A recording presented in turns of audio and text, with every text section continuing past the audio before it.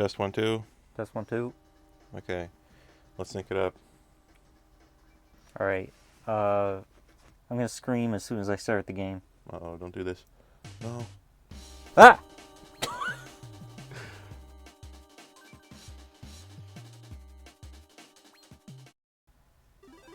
Okay. Play forever. Here's UFO 50. There's a meta narrative here that some team of crackers found like an old console that flopped and restored all of their games. And that's what's going on here. So like we got 50 NES style games that are too small to stand on their own, but they're all quality stuff. So like if you pick them all up for like $25, that's it's a steal. And like half of them are multiplayer, so we're gonna have to. That one with the little astronaut guy, that's the one I keep thinking about. That one. This one? What is this? Yeah. Yeah. Well, we'll see later. That's the actually, one I kept looking at when I was looking at this game. We're like this is the only one of when they're red, you've done some arbitrary like 100% clear. Okay. And when they're gold, you clear them normally. So far, I've only got Danger and Camouflage. Camouflage is like 25 minutes long. I'll show you right quick.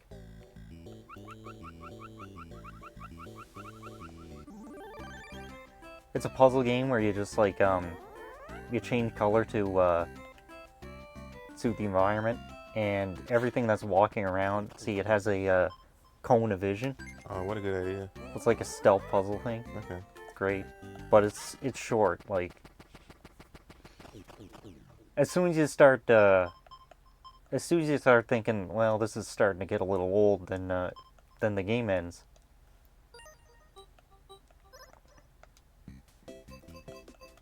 And also, there's like there's a little bit of like a progression in. They tried to make it feel like this team was developing these games over decades. Mm-hmm. So like the first one, Barbuda, is this kind of thing.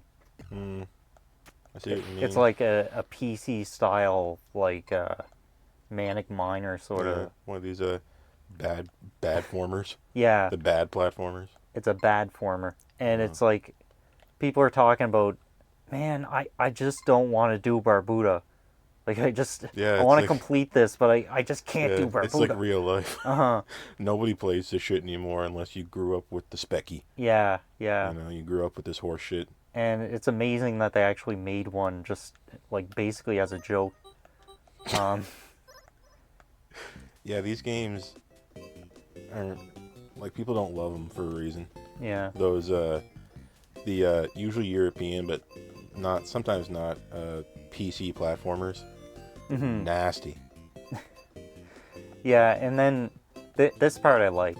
You got Campanella, and you can tell that this is their first success, because like it's all right. It's just a stupid little like floaty. Oh, it's like a lunar lander, like. You just get to the goal and avoid the enemies. All right. And pick up stuff for points. I used to hate these when I was a kid. Like when they have these floaty physics, it's yeah. I used to like.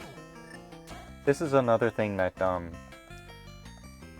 doesn't come up anymore. Yeah, I used to hate it. I used to like.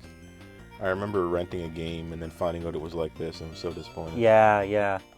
And like that's the beauty of UFO 50, because like since this is a big huge collection and not like just Campanella, then you're not like you don't have to play it. You don't have to like deal with it. Now, what would have been really awesome, you know, the like what was his name? Roger Dean, I think his name was. Mm-hmm. You know these artists that they used to contract out to make really crazy box arts for these games in like the 80s? Yeah. They were gorgeous to try to sell this garbage. Uh-huh. Okay, get him back. Do a box art for every single one of these and have a digital viewer, art viewer in here. And when you get a gold cartridge or whatever, you can look at it. Yeah. God, it'd be awesome.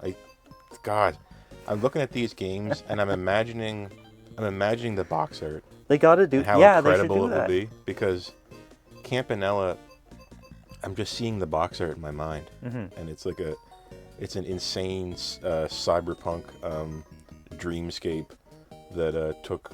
So many people bought this on a whim and brought it home and found out what it was, and like, oh man. The box is so cool. So like, yeah. So Campanella, in this fictional universe, Campanella sold a lot of copies. So right off the bat, in like, this is the same year, they released this like cheap ass spin-off. Yeah, of course. So like, using the Campanella engine, they make this stupid little racing game. And this one's fun too, but like, you can tell it's just a extremely low on substance. So the whole game is just this. And then a couple of years later, they got because they're still like riding on the success of Campanella. There's a Campanella 2 a couple of years later,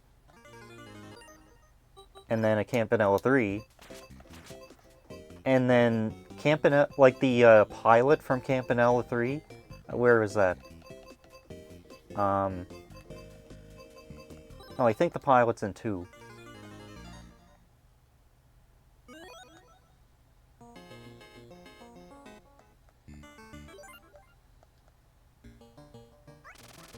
So yeah, this is a little more, like, they turned it into a Metroidvania now. And then, yeah, but that's a different pilot. But they took the Campanella 3, and he starts appearing in other games, like Pilot Quest. So, like, you'll see after this point, this character is in every single... Yeah, this is Campanella 3. But, this character is in every single, like, game with any sort of crossover aspect. Of course. Yeah, so it has a meta-narrative, and I think that's really cool. Is there a game from the 90s? There's a, yeah, I think, no, 1989 it ends up.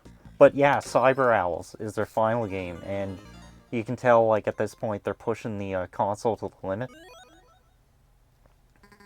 It's like, this is one of those, really fancy NES beat-em-ups that, like, late NES beat-em-up. With the fancy graphics, and each level has different gameplay. Oh yeah, of course. And like, yeah, like, at this point they have it figured out. Man, did they do a Bioforce Ape though? Like with the insane scrolling speed and physics and shit? I want that. What would be the equivalent of Bioforce Ape? I wonder. Bioforce Ape isn't just a meme game. It is cool. People look this up. It is interesting. There's like Campanella 3 is pretty ambitious because it's 3D now. The ship is so stupid. I love it. I know. See, they tried this sort of thing. What in the name of God is going on here? It's like a Space Harrier Gyrus. What? Okay. And this is something that devs would do sometimes too, where they'd make a quote-unquote sequel, but it's just not the same thing. They're just hoping you buy it based on the name. What's weird about this one is once the enemies, like, they reach the 2D plane, and then you can shoot to the side, see? And then you can clear them out that way. But yeah. Anyway, let's just try a couple of them. For real. Oh yeah, when you, this is like the achievement system. When you clear like a game's, like it has a challenge, like, for example, wait, This is randomized. Chronology, yeah. It has like a garden challenge. Collect Parasite Hammer. Or beat all 50 stages. That kind of thing. Oh no, wait. Amass get 15 lives or something like that. Is like there any game achievement. on here that is like absolute kusoge? Like, man, there's a lot to go through.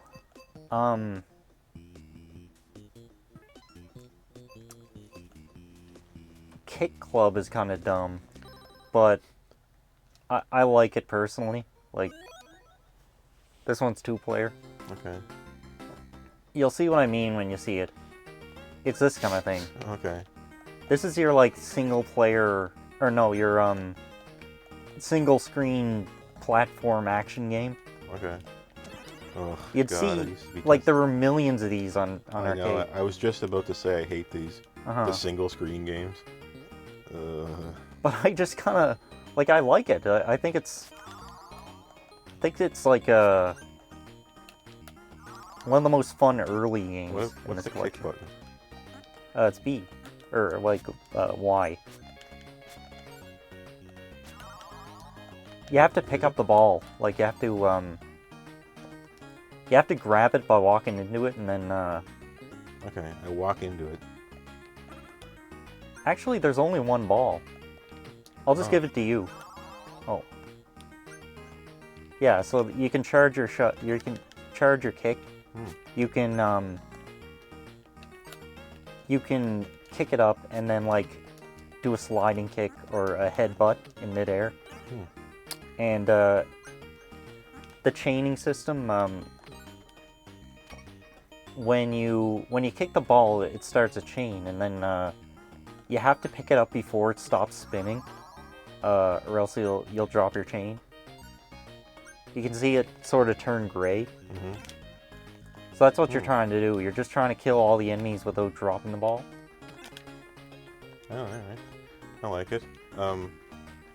The backgrounds here, not the backgrounds, like the mid-ground, the stuff that we're walking on, reminds me a lot of the way the games in Action 52 looked.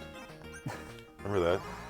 Yeah, like it's just a pattern. Just doodles. Yeah. Like doodle tiles. Really, yeah, that's what it does kind of have that feel. Yeah.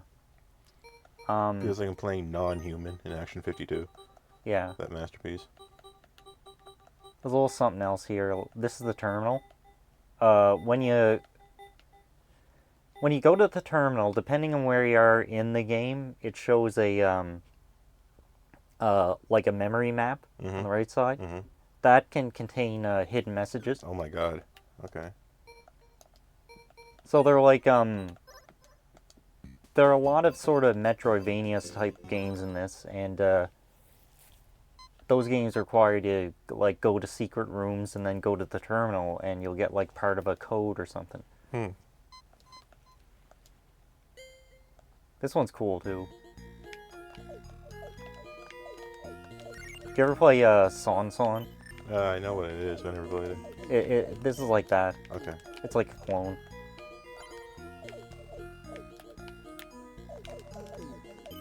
And like this is where they're figuring out how to make platformers, but it's still a little bit janky, right?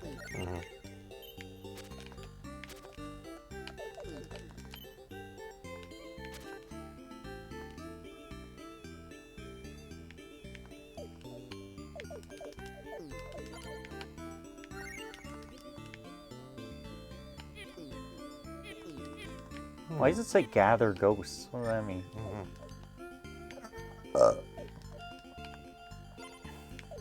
Maybe if like get an extra life, it revives me.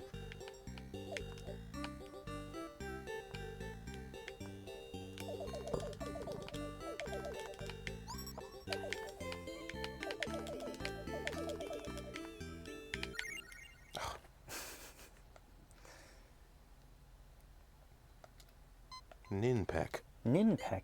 Let's try it again.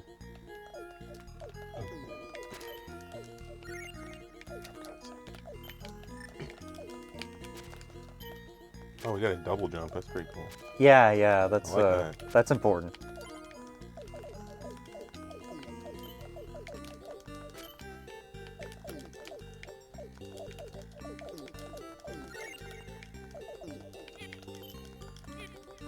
Like when you're dead, you can sort of shoot for a bit before you revive. Gather ghosts, help me out. I don't know. Okay, those little green things, maybe they're a ghost. I don't think so. They're just normal enemies. Oh, when you... Oh, the green... Yeah. See, they pop them out. Oh, Maybe yeah. What do they mean by ghosts, maybe? They look like eggs. Yeah. Let's see if that works.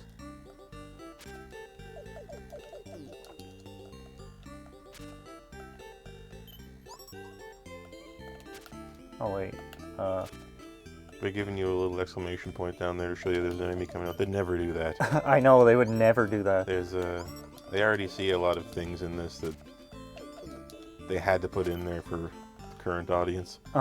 For the modern audience. Yeah, I know. To make them not want to kill themselves. Yeah. They should have put in like sprite flickering. Yeah, I know. And they should have like had way too many NES games had this thing where you pick something up and it's either a power up or it kills you. Mm-hmm. They should have did shit like that. Also, I noticed that the games here, unfortunately, are extending all the way to the border of the frame. Look at that thing! Isn't that like This was on the NES. It wouldn't get all the way to the frame. Yeah. It would be a black bar. You know what I mean? Where's that at? Did you see that Butthole Man? Yeah, what was it? I think that's like a Pink Floyd reference. Hmm. Did you ever see the Judge from the Wall? It's like it's a butthole. Oh, yeah. That's right. Yeah, it looks like that. Hmm. You know, paint chase. Oh God, my eyes.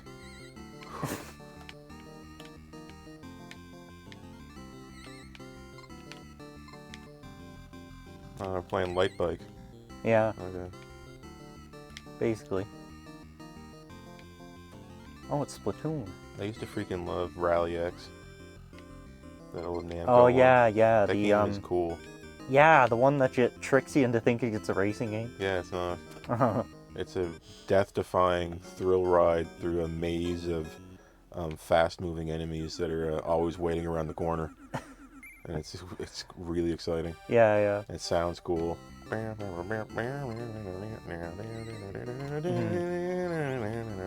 Honestly, like I think that's what they were thinking when Yeah. they made this, because like it's the same idea.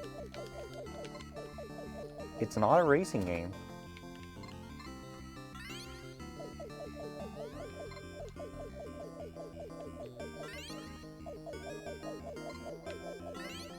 I don't think we can kill each other, can we? No.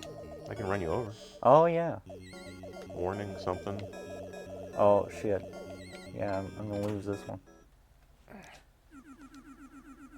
I just had a block spawn into me. Mm-hmm.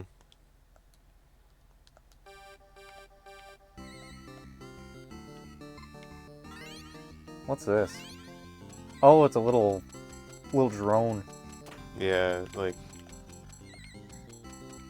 these are great and all, and I like that they're great, but they never think of this. Like the games are too good for the 80s. Yeah, but it's not supposed to. I know. Like if they just made Action 52, no one would buy it. I know. That's what I mean. I said that's why I prefaced it by saying this is great and I like that it's great, but they'd never make it. It's like Right?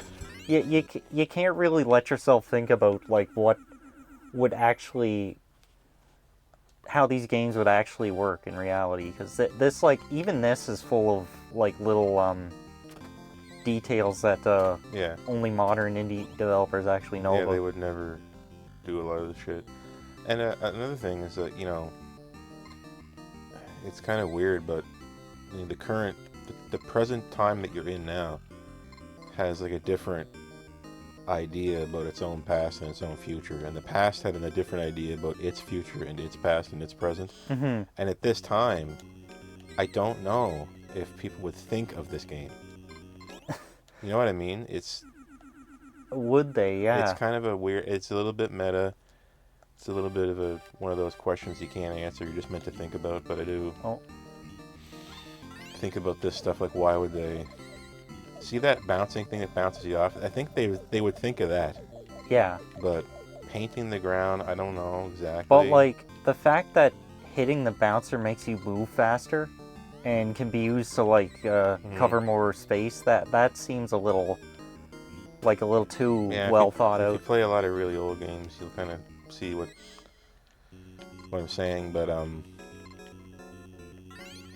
people really was different back in the day. Mm-hmm. People was different. Okay. People and things were different. Yeah, back in the day, we had a way of getting things done. Mm-hmm. Back in the day. Look at this waste of frames. Yeah. Why is it? Look at this waste of frames. If you ask me.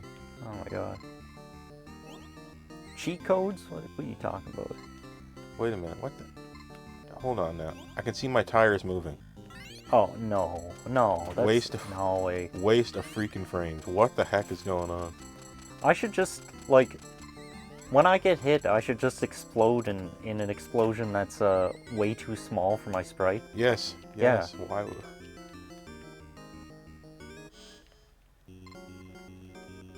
Because like when you're like a amateur developer making an NES game, you have no idea how much memory you have left.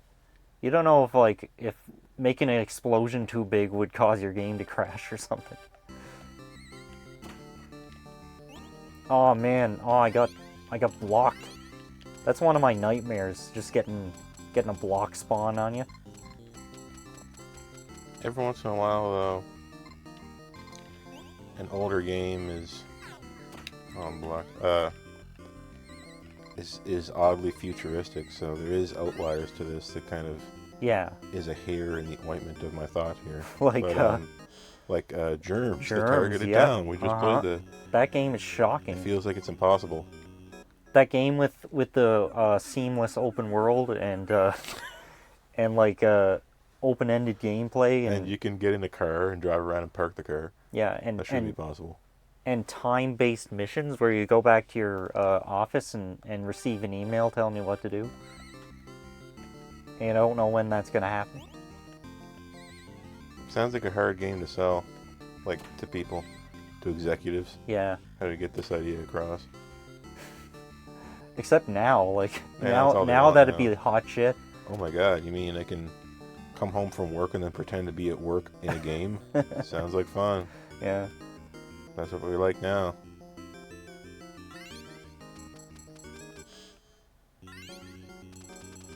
Wow, I can pretend to drive around without spending $600 on gas.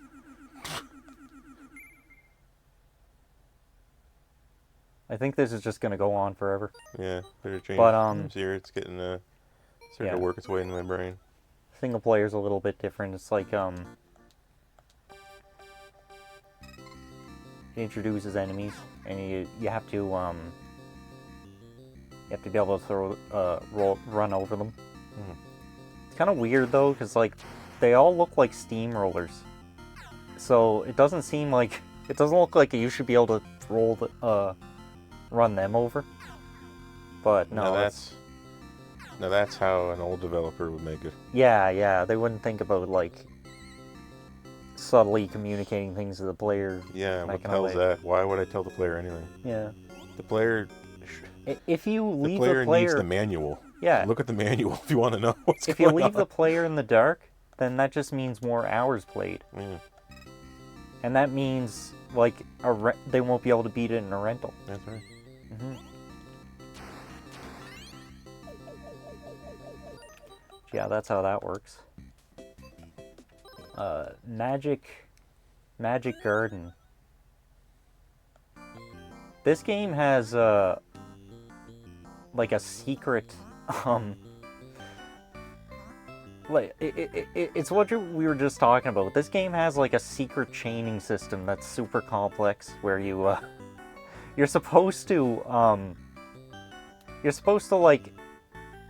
line these up with the stars, and you get some points for doing that, right? But also if you if you touch a rubber nipple, all the enemies go crazy and you can kill them. But see this.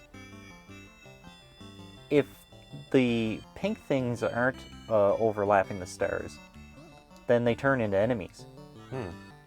So you can take advantage of this and, like, look.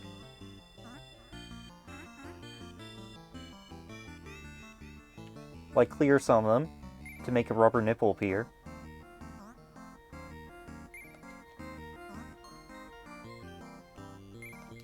And then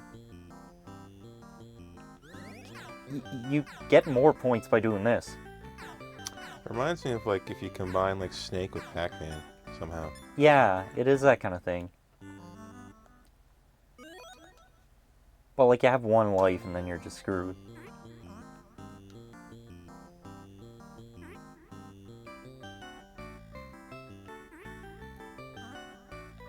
But, like, I've seen people get, like, millions of points on this thing. It's insane. Oh, shit. Well, I can't play it. But, you know. Oh, yeah, people are freaking out about Mortal, too. What the hell is this? Mortal is just amazing. I'll show you.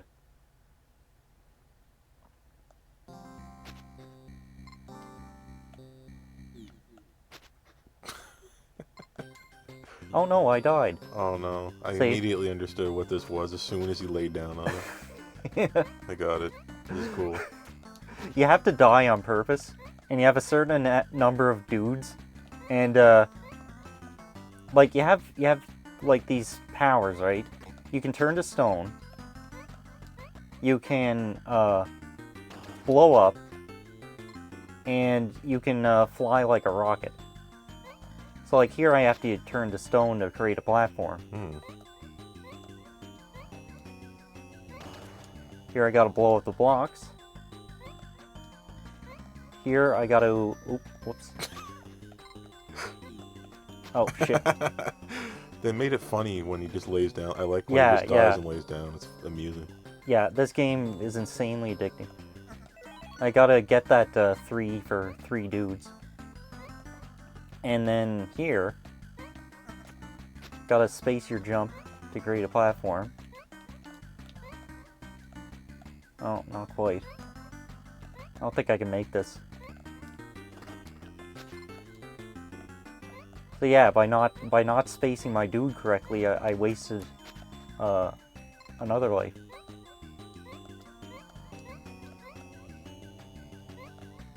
And you're supposed to... Oh, whoops.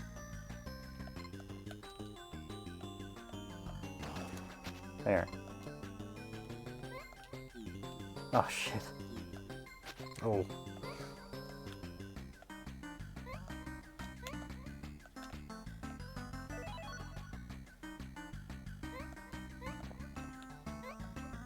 Yeah, and these spikes, I can't just fly into them, so I gotta do that.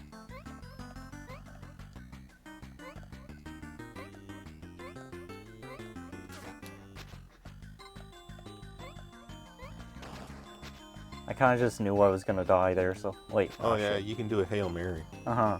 Oh, that's kind of cool. If you know you're gonna die, you can just blow up and see what happens. Yeah, yeah. I like that secret knock-on effect of the mechanics of the game. Mm-hmm.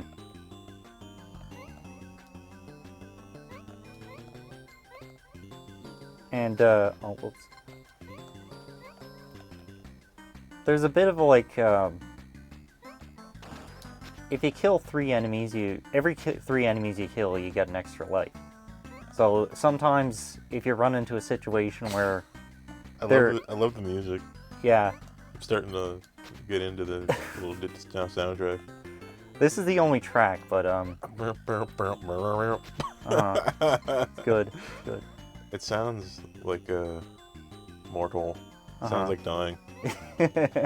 It does, it does. But, oh yeah, here's something stupid. I want to get my... Oh, I screwed it up. If you get your jet into that little